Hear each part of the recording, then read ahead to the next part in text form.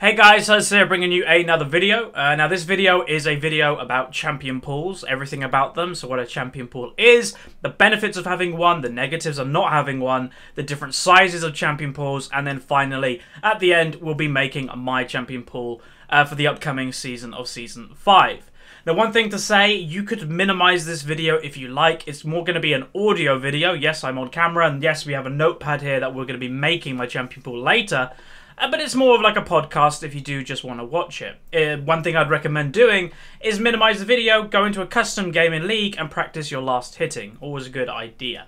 So, champion pools. What is a champion pool? A champion pool, in my description, again this is all to my own descriptions, is a group of champions you are very comfortable in playing and therefore will take them into ranked. You can expand your champion pool by going into normals and learning them champions, but you really need to be careful of expanding a champion into your pool if you're still not very comfortable with them. The benefits of having a champion pool is as follows. You're very comfortable with them champions, therefore you have a better chance of carrying games on them champions. And then the negatives, to me, I was somebody like quite some time ago that just played everything in League of Legends. I was like, yeah, I'll play that. I haven't played it in a long time, but I'll play it. That is a mistake, because especially in ranked, you're not going to play as well on, let's just give an example. If I were to play, like Lee Sin right now is my most comfortable jungler. I've played Evelyn in the past. If randomly today I stream, play solo queue and go, I'm going to play Evelyn today, but Lee Sin is open, why would I pick Evelyn? People do this all the time, as just an example. They pick champions they haven't played in a long time when their best champions are still open. And I get you want to play different champions, you want to have some fun, etc. But in my eyes, ranked is for tryharding, ranked is about going up in rating, and if you want to have a bit of fun with other champions, go in team builder or normal. So let's just quickly, briefly talk about the different sizes of champion pools as well. So you have champion pools range, they're different from everybody. You have people that are one-trick ponies, that their champion pool is literally one champion in the game, and then you have people that try to play everything in the game. My best example that I try to teach people, whether I'm streaming or giving a lesson or whatever, is my kind of thought process is the best champion pool, the strongest champion pool, is between two champions or between 2 and 5 champions per role. I'd go kind of for the 3 number. I think 3 champions per role is a really solid thing to do, because you can get a different range of champions in that. Top lane, you could have a damage, you could have 2 tanks. Mid lane, you could have 2 assassins, 1 team fight, that type of thing. And that's what you need to look for. You need to look for diversity in your champion pool, that occasionally, if you play Orianna all the time, maybe you don't need Orianna this game. Maybe Syndra would be better or something like that. So diversity is good, and that, again, saying 3 champions per role is my absolute recommend. Later in this video, we'll be doing my champion pool, and my champion pool ranges between 2 and 3 champions per role. Obviously, I can play pretty much every champion in the game, but with the upcoming season, I'm really narrowing down my champion pool to give me the best chances of going up in rating, and I'll explain that point in a minute. So also, going up further into the point, the people that try to play every champion in the game. You know, you have the one-trick ponies that play near to nothing, and then you have the people that try to play everything in ranked. They're also at a disadvantage. You know, one-trick ponies are at a disadvantage because if they get banned out or they simply can't play that champion or in their role they want, then they're not going to play as well because they don't know other champions, as well as, just to kind of put a correlation to it, I, from personal experience, find that one-trick pony players are the biggest, well, one of the biggest ragers in the game. Even if they're on their champion, I don't know what it is, but I do find they rage a lot more. They especially rage if they don't get their, you know, chosen champion or chosen role. Because then they get really mad because they feel that they should be getting their role all the time because they only play one champion, but that's not how it works. And then again, vice versa, is the people that try to play everything are at a disadvantage because you may think you're a great player, etc., but you won't know champions in a lot of detail if you just try to play everything. Trust me, I've been there. I was one of these players, and you, when you start to focus your champion pool a lot more, you just get better with individual champions, obviously, and that helps you a lot more in solo queue climbing than trying to play everything. Now, to follow on that point, the reason why Champion Pool helps you, obviously, go up in rating is, I think I've said it before, you get better with these champions that you have in your champion pool. You only play these champions in ranked, and because you know these champions so well, therefore you should be able you have a better chance of carrying the game. And that's what it's all about. Solo queue, there's no such thing as ELO hell or any of that. Solo queue is all about carrying. And if you're in bronze, silver, whatever now, and you keep saying, I can't get up, you can't get up in rating, it's because you don't have the skill right now to carry. That is all solo queue is. You have to carry the game. Simple as that. So let's go into, champion pools as a whole. They're a good idea. You see many professionals do the notepad format that we're about to do. And the notepad format basically is there to keep a reminder. I always keep it on my desktop with a program, or it's not really a program, but it's called Sticky Notes. It comes with Windows. A lot of you will have the option to do this.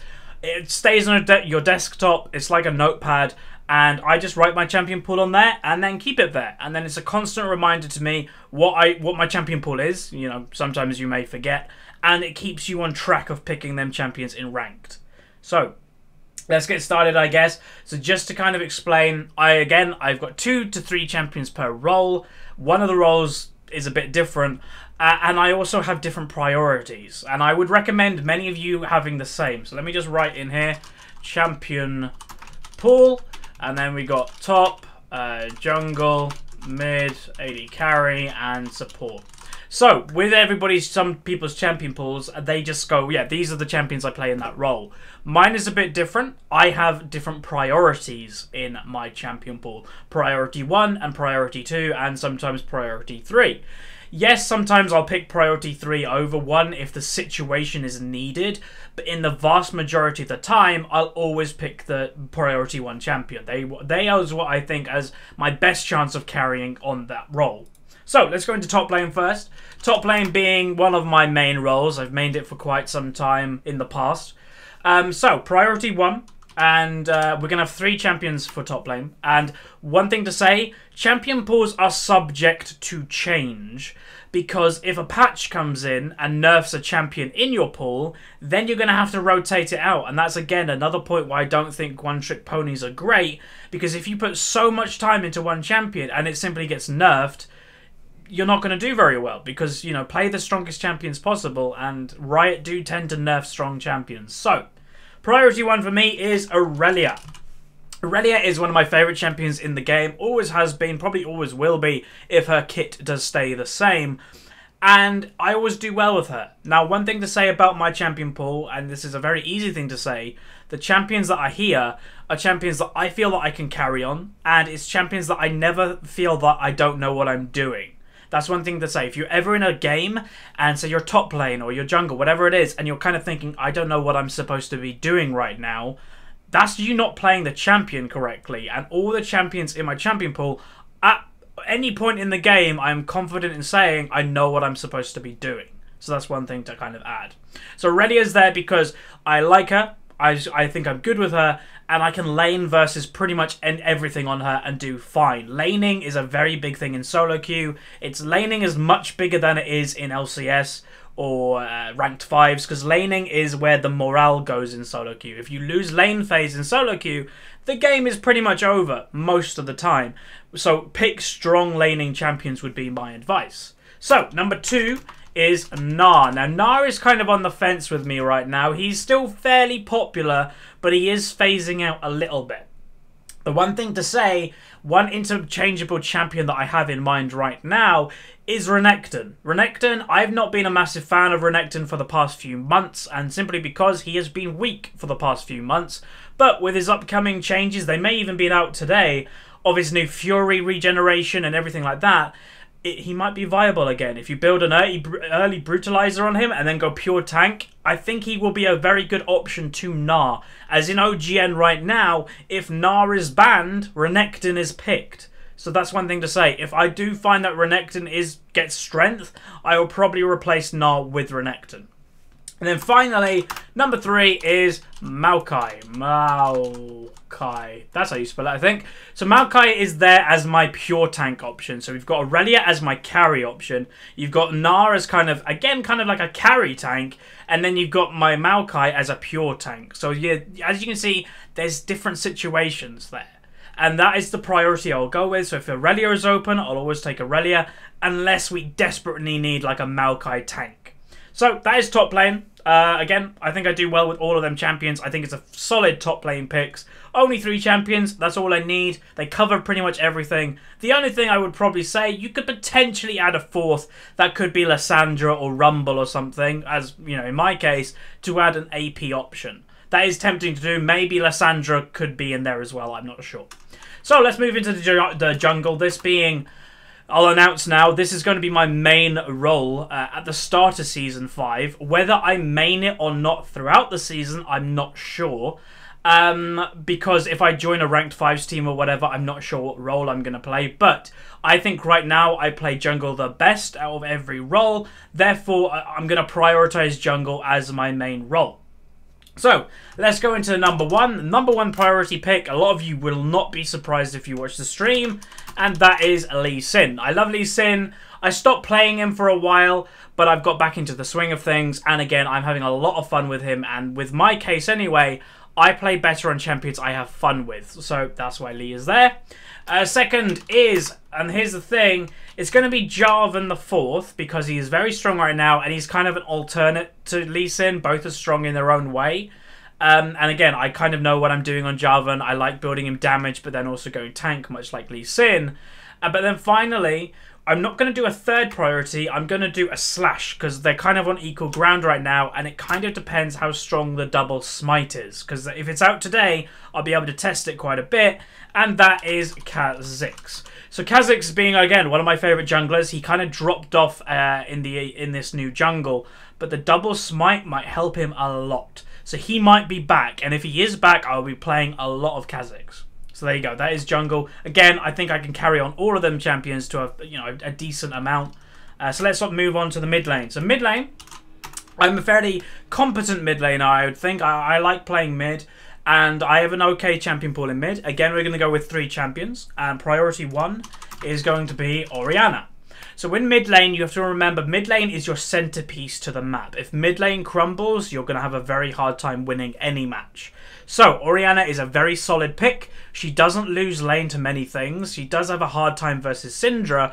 But other than that, she's okay. You know, you can take exhaust or heal on Orianna to go defensive. And you can even max shield if like a Syndra is giving you a hard time. So Orianna is there because, again, I've been playing her quite a bit recently, practicing her. And I'm fairly good at using her ult. I'm very patient with using it because I don't like using it only on one person. I'll keep waiting in a team fight until I see the right opportunity. And very often I'll get a 4 or 5 man ult. And I think she's perfect for solo queue. Number 2 is, again, one of the Slash ones because they both do the same job. Just depends what one I want to go for. So the ones that it's going to be is Zed, and Syndra. Again, they both do the same job of an assassin. But one is AD, one is AP, one is more split push, one stays with the team, etc. So it kind of just depends what I want to do. If you know, my top laner is a AP champion, then I can go Zed. If my top laner is an AD, then I'll probably go Syndra. Who knows? So both of them, again, are very snowbally. I'm fairly confident of both of them. I like playing both of them, but just Orianna is there as number 1 because she's just more of a solid pick, I think. She doesn't lose lane like easily and everything like that. I think Orianna is just solid. So, AD carry. I have been playing more AD carry recently, but again, I've been kind of favouring jungle just to kind of practice. So AD carry, number 1 is going to be Graves. Not because he's got popularity recently. He is very strong right now, but simply because he is my favourite AD carry to play. In Season 2, I mained AD carry before I ever started YouTube. And my top 2 champions was... My first one was actually Severe, and my second one was actually Graves. And it was that way around because Graves was released later in the year. So Graves, I do enjoy, I do like him. The only person I struggle laning against is a Caitlyn. So hopefully that won't go terribly. Number 2 is going to be Draven. And again, we're going to have that, and then we'll have number 3, and we're going to have number 3 as Ezreal. So Draven is there as number 2 as my snowballing option. Very often nowadays, Graves is banned, and Draven is a good backup if you want to snowball in lane. If I'm feeling really good and confident about like landing axes, catching axes, then I will pick Draven and hopefully snowball. Ezreal is there as well as my safety pick. If they've picked a Caitlyn or something, and I'm like, oh, I don't know whether I'm going to go Graves right now, I'll pick Ezreal because I think I can do well on him, and I can just safely play him against anything. Caitlyn could have been here as number 3 because, again, she's very safe. But for me, I prefer playing Ezreal as it's more of a spellcaster mage, and that's kind of what type of player I am. Finally, going in support, and this is going to be the last one. Number 1 is Leona, and then 2 is anything. So this is where my champion pool is the different role, like I said earlier, is a bit odd. So number 1, yes, I do think Leona is my strongest support, and number 2 is anything because I don't see myself playing a lot of support, and I have a fairly good knowledge of every support. So this is the only role that I'm not really limiting myself. If Leona is open and it's good to take it, I will take it. If Leona is banned or picked, or it's not a good idea, if it's like a Thresh or something, then I'll ask my AD carry what they want. And if they don't answer, then I'll just pick something else. So that is going to be my champion pool for this upcoming season of Season 5. It is starting in a few days. It's the 15th right now. I believe it's on the 21st. And that's it. So hopefully you enjoyed this video, just to kind of explain what a champion pool was, because a lot of people get confused with these LOL terminologies. And yeah, so in the comments below, tell me what your champion pool is. Explain, and this is one thing to say, and I'm going to leave you on this point. Go through your champion pool. Do exactly what I just did now with a notepad, and then just pick at it. What's the benefits of your what's the strengths of your champion pool? What are the weaknesses of your champion pool? And in the comments below, tell me what your champion pool is and what are your strengths and weaknesses. So thank you very much for watching, and I'll see you guys in the next video. So goodbye.